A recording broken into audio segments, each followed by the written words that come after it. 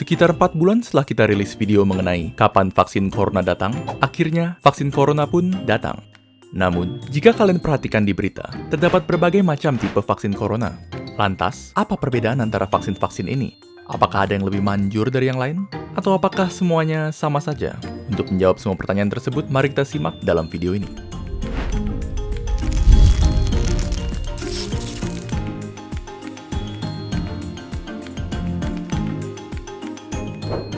Untuk video ini, kami akan membahas 5 vaksin corona yang berbeda, yaitu vaksin dari Pfizer-BioNTech, Moderna, AstraZeneca Oxford, Sputnik V, dan tentunya yang pertama masuk ke Indonesia, Sinovac. Terdapat sejumlah perbedaan antara vaksin-vaksin corona ini. Perbedaan terbesar di antaranya adalah perbedaan berdasarkan cara kerjanya. Maka, untuk video ini, perbedaan itulah yang akan kita bahas.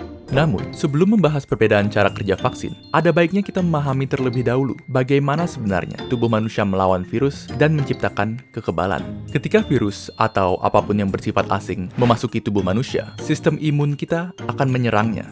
Namun, proses sistem imun menghabisi virus memerlukan waktu yang lama, karena untuk mengalahkan infeksi, sistem imun kita harus mencari tahu cara untuk melawannya terlebih dahulu. Sementara proses ini berlanjut, virus akan terus menyebar dan berlipat ganda, dan tubuh yang terinfeksi akan jatuh sakit. Akhirnya, setelah sistem imun tubuh berhasil menghabisi virus, dia akan terus mengingat cara untuk melawannya, sehingga jika virus yang sama datang lagi, tubuh kita sudah siap menghadapinya. Jadi pada dasarnya, bisa dikatakan bahwa cara kerja semua vaksin itu relatif sama, yaitu untuk memberi sistem imun kita strategi perlawanan virus tanpa harus melawan virusnya secara langsung.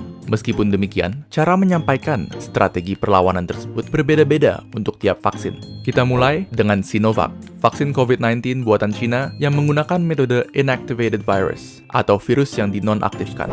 Metode ini menggunakan virus COVID-19 yang sudah dibunuh yang kemudian dimasukkan ke dalam tubuh manusia. Walaupun non-aktif dan tidak dapat menyebar, sistem imun tetap akan menanggapinya dan mempelajari cara melawannya. Namun, respon dari sistem imun mungkin saja tidak seampuh jika melawan virus yang masih hidup. Oleh karena itu, tipe vaksin seperti ini memerlukan beberapa dosis supaya efektif. Selanjutnya, terdapat vaksin dari AstraZeneca dan Sputnik V yang menggunakan metode viral vector. Berbeda dengan metode virus non-aktif, metode ini menggunakan virus yang masih hidup namun relatif lebih lemah, seperti adenovirus yang menyebabkan pilek. Virus lemah tersebut kemudian digunakan sebagai tumpangan bagi materi genetik COVID-19 yang akan digunakan oleh sistem imun untuk menciptakan kekebalan tanpa harus mengekspos tubuh terhadap bahaya dari virus corona yang asli.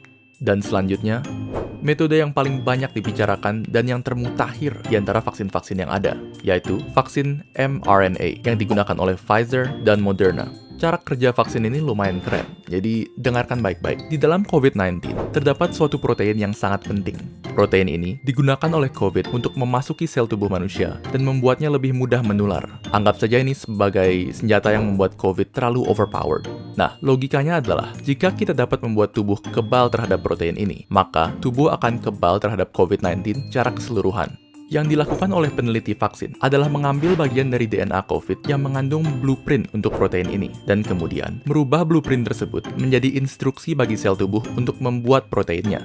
Instruksi ini dikenal sebagai mRNA, dan mRNA inilah vaksinnya. Lalu, mengapa kita ingin sel tubuh membuat protein ini? Bukannya itu berbahaya? Tidak sama sekali. mRNA ini aman karena hanya mengandung instruksi untuk membuat protein itu saja dan tidak mengandung virus corona sepenuhnya. Jadi bisa dianggap seperti senjata tanpa tuan. Setelah mRNA masuk ke dalam tubuh, sel tubuh akan memulai membuat protein ini yang kemudian akan ditanggapi oleh sistem imun. Setelah sistem imun berhasil menghancurkan protein ini, dia akan tetap ingat cara melawannya sehingga membuat dirimu kebal terhadap COVID-19. Pada akhirnya, video ini bukan bertujuan untuk membujuk Anda memilih salah satu vaksin. Karena bagi kebanyakan orang, vaksin mana yang kita dapatkan sudah di luar kendali kita. Yang perlu kalian ketahui adalah vaksin yang kini disiapkan untuk penggunaan massal telah melalui tahapan pengujian intensif untuk menjaga keamanan dan keefektifannya. Dan fakta bahwa kita sudah bisa mendapatkan sekian banyak vaksin dalam waktu tercepat dalam sejarah manusia sudah merupakan sisi terang dalam tahun yang sangat kelam. Tentunya, semua ini dapat terjadi berkat beribu-ribu tenaga medis, saintis, serta peneliti yang bekerja non-stop sejak pandemi dimulai. Dan kini, sisanya di tangan kalian. Sekian untuk video kali ini. Jika kalian dapat memilih, vaksin merek apa yang kalian gunakan?